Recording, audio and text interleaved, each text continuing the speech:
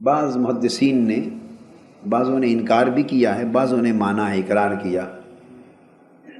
بٹھنڈا کے ایک بابا رتن ہندی ہو گزرے، پڑھا آپ نے؟ حضرت بابا رتن ہندی ایک صحابی ہو گزرے ہیں۔ بعض محدثین نے کلام کیا، امام عسقلانی نے اس پر بات کی، مگر حضرت ملا عبد الرحمن جامی رحمۃ اللہ علیہ نے ان ماننے والوں میں سے ہیں، اور بھی کئی محدثین، امام عسقلانی نے بھی اس کو بیان کیا ہے الاستیاب میں، اور اسماء الرجال کی کئی کتابوں میں ذکر آیا ہے۔ حضرت بابا رتن ہندی ایک بزرگ ہو گزرے ہیں، انہیں حضور علیہ السلام سے شرف صحابیت نصیب ہوا۔ بعض محدثین اور بزرگوں کے نزدیک یہ بات ثابت ہے۔ کیسے؟ وہ فرماتے ہیں کہ ان کی جوانی کا زمانہ تھا، ہندوستان کا گاؤں ہے نا بٹھنڈا، یہ بات ذہن میں رکھ لیں کہ ہندوستان میں حضور علیہ السلام کی حیات مبارکہ میں کئی لوگ ایمان لائے، اور ہند سے کئی لوگ صحابی ہوئے، ہند سے کئی لوگ صحابی ہوئے۔ ایک روایت میں ہے کہ مدینہ طیبہ حضور صلی اللہ علیہ وسلم کی بارگاہ میں صحابہ کرام حاضر تھے، 5 افراد کا ایک وفد آیا اور ان کے کپڑے بھی صحابہ کرام، لباس نیا تھا، دیکھا بھالا نہ تھا، زبان بھی نئی تھی، شکل وضاقتہ سب کچھ نیا تھا، کسی کو معلوم نہ تھا کہ یہ کون لوگ ہیں، کس ملک سے، کس دنیا سے آئے ہیں، پہلی بار دیکھ۔ مگر آقا صلی اللہ علیہ وسلم نے جو نگاہ مبارک اٹھائی، دیکھتے فرمایا تم سندھ سے آئے ہو؟ سندھ سے آئے ہو؟ پہچان لی۔ کبھی حضور علیہ السلام سندھ تشریف لائے تھے؟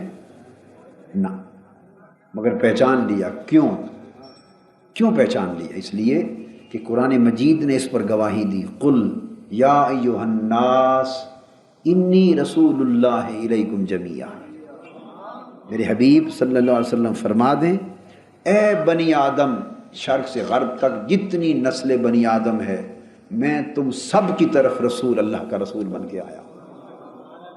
تو وہ آقا کیا آقا ہے جو اپنے غلاموں کو پہچان نہ سکے؟ تو آقا نے پہچان لی۔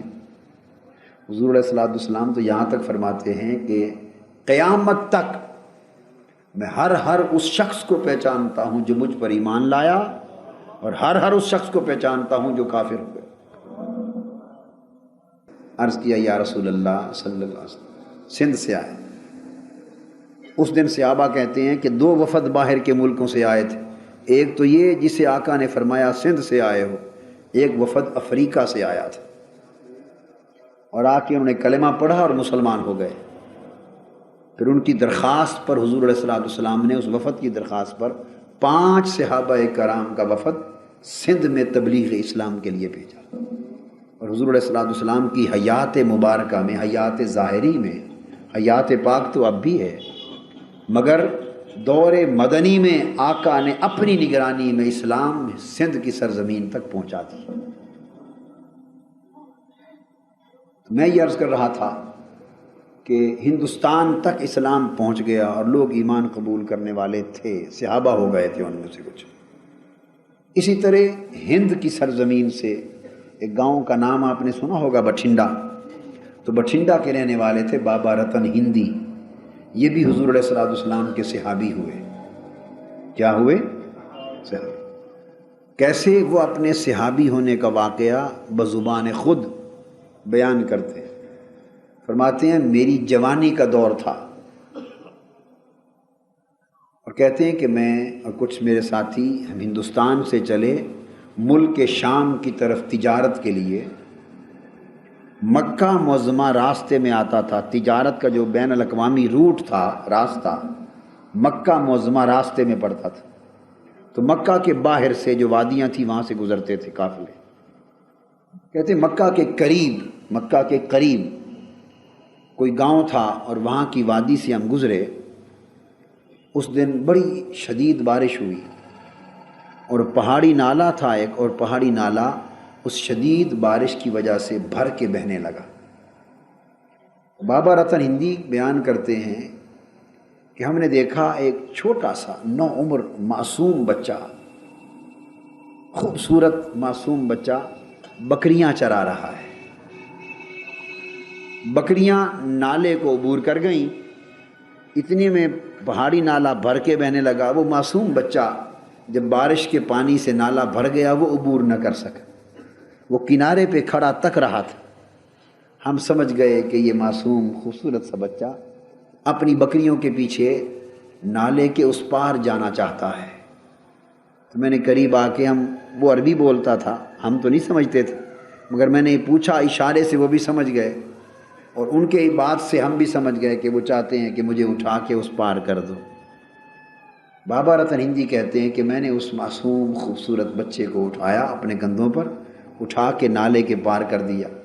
اتارا تو مجھے ان کی زبان کی سمجھ تو نہ تھی، مگر ایک جملہ سمجھ میں آیا کہ انہوں نے اس میری بھلائی پر جواب میں میری درازی عمر کی دعا کی کہ اللہ تیری عمر دراز کرے. میں آگے ہو گیا اور سننے کے لیے میٹھی میٹھی بات تھی، پیارے پیارے بول تھے کہ کیا کہتا ہے. اس نے دوسری مرتبہ پھر دعا کی اللہ تیری عمر دراز کرے. میں ساتھ لگا رہا. اس نے تیسری مرتبہ پھر دعا کی اللہ تیری عمر دراز کرے. فرماتے ہیں اس نے 7 مرتبہ دعا کی. کتنی مرتبہ؟ 7 مرتبہ اللہ تیری عمر دراز کرے. 7 مرتبہ. اور وہ بچپن، خوبصورت حسین بچپن کس کا تھا؟ وہ تاجدار کائنات صلی اللہ علیہ وسلم. حضور علیہ الصلوۃ والسلام کا زمانہ حضرت حلیمہ سعدیہ رضی اللہ تعالیٰ عنہ کے گھر پلنے کا زمانہ تھا. وہ بکریاں تھیں ان کی جو چرا رہے تھے آقا. 7 مرتبہ زبان اقدس سے اس بچپن کی عمر میں دعا کی. 700 سال عمر پائی بابا رتن ہندی نے. کتنی؟ 7 مرتبہ زبان اقدس سے درازی عمر کا کلمہ نکلا. ہر کلمہ پر 100 سال ملتے گئے. یہ بات اس لیے بتائی، پہلے آپ سوچ رہے ہوں گے ہر شعر پر سال مل گیا. آپ تو حیران ہو رہے ہوں گے ایک ایک شعر پر سال مل گیا اور 200 سال ملے. یہاں تو ایک کلمہ پر 100 سال بھی ملے. اور وہ اگر ادھر دھیان کر دیں تو ایک ایک بول پر 1000 سال دے دیں. وہ مالک جو ہوئے خدا کے خزانوں کے. میں تو مالک ہی کہوں گا کہ ہو مالک کے حبیب، یعنی محبوب و محب میں نہیں میرا تیرا. محبوب جو تو نے کہہ دیا وہ ہمارا کہنا ہو گیا، وہی ہماری تقدیر ہو گئی. وقت گزر گیا. بابا رتن ہندی کہتے ہیں اس بات کو 50 سال سے بھی زائد عرصہ گزر گیا. کہتے ہیں ایک رات 14ویں رات کا چاند چمک رہا تھا. ہم اسی ہندوستان کے گاؤں بٹھنڈا میں بیٹھے تھے.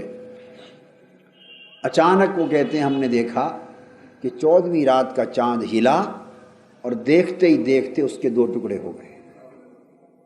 اب شک کے کمر کے گواہ ہیں حضرت بابا رتن ہندی.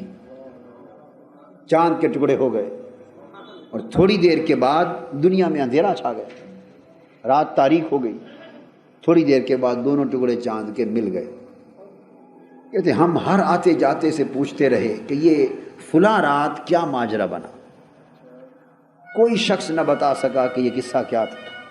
اسی سوچ میں رہے. ایک عرصہ گزر گیا. کہتے ہیں کہ ایک روز ایک عرب تاجروں کا قافلہ ہند کی طرف جاتا ہوا. مالدیپ سرندیپ جایا کرتے تھے عرب تاجر اس زمانے میں. ادھر سے گزرا. ہم نے حسب معمول اس قافلے سے بھی پوچھا یارو تمہیں کچھ پتا ہو؟ فلاں رات 14ویں رات کا چاند ٹکڑے ہو گیا تھا پھر مل گیا. آج تک ہمیں کسی نے بتایا نہیں کہ یہ ماجرا کیا بنا. انہوں نے کہا ہم تمہیں ماجرا بتاتے ہیں. محمد صلی اللہ علیہ وسلم نامی ایک جوان مکے میں ابھرا ہے. وہ نبوت کا رسالت کا دعویٰ کرتا ہے. اس سے طرح طرح کے معجزے پوچھے گئے. جو کہا اس نے کر دکھایا. کافروں نے مل کر بالآخر یہ کہا کہ چاند کو ٹکڑے کر دیں. اس نے انگلی کے اشارے سے چاند کے ٹکڑے کر دیے. یہ اس کا انگلی کا اشارہ تھا جس نے چاند کا سینہ چیر دیا. پھر اشارہ تھا جس نے چیرے ہوئے چاند کو ملا دیا، جوڑ دیا. کہتے ہیں بس یہ واقعہ سن کر دل میں تمنا ہوئی کہ چل کر اس جوان کا دیدار تو کریں صلی اللہ. خوش نصیب تھے وہ لوگ جن کو وہ زمانہ میسر تھا. اور جب ان کی طلب تڑپ میں بدلتی اور پیاس بڑھتی، وہ آ کے دیدار کر لیتے تھے۔ سبحان اللہ۔ تو میں یہ عرض کر رہا تھا، فرماتے ہیں کہ جب یہ شوق پیدا ہوا کہ اس عربی جوان کی زیارت کریں، جا کر ان کا پیغام، ان کا دعویٰ سنیں، کہتے ہیں بس تیاری میں اب چلتے ہیں، قافلہ بناتے بناتے کچھ وقت لگ گیا، دیر ہو گئی، اور کچھ عرصے کے بعد جب چل کر مکہ معظمہ پہنچے تو آ کے پتہ کیا تو انہوں نے بتایا کہ وہ تو ہجرت کر کے مدینہ چلے گئے، ہجرت فرما گئے مدینہ۔ کہتے ہم پھر مدینہ چلے گئے، وہاں جا پہنچے، حضور علیہ الصلوۃ والسلام کا پوچھا، لوگوں نے بتایا اس مسجد میں بیٹھے ہوں گے، مسجد نبوی میں۔ ہم آقا کی بارگاہ میں گئے، مجلس میں جا کے قدم بوس ہوئے، چومے قدم مبارک، بیٹھ گئے۔ فرمایا کہاں سے آئے ہو؟ عرض کیا حضور ہند سے آئے ہیں۔ کیسے آئے؟ آپ کی نبوت کا چرچا سن کے آئے ہیں، کوئی معجزہ ہمیں بھی دکھا دیں ہم بھی ایمان لے آئیں، کوئی معجزہ ہمیں بھی دکھا دیں ہم بھی ایمان لائیں۔